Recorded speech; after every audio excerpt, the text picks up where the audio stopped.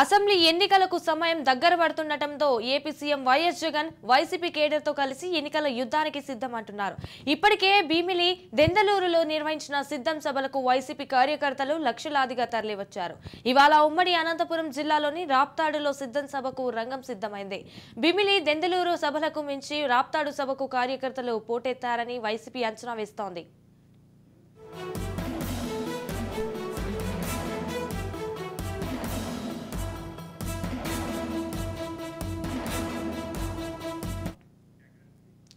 రాయలసీమలోని ఉమ్మడి అనంతపురం, చిత్తూరు, కర్నూలు, కడప జిల్లాలోని 52 అసెంబ్లీ నియోజకవర్గాల నుంచి లక్షలాదిగా తరలివచ్చే వైసీపీ కార్యకర్తలను ఉద్దేశించి సీఎం జగన్ ప్రసంగిస్తారు. జరగబోయే ఎన్నికల సంగ్రామానికి కేడర్ను సంసిద్ధం చేయడంతో పాటు వారికి దిశానిర్దేశం చేయనున్నారు. భీమిలి దెందులూరు సభకు భిన్నంగా రాప్తాడు సభ ఉండబోతుందంటున్నారు.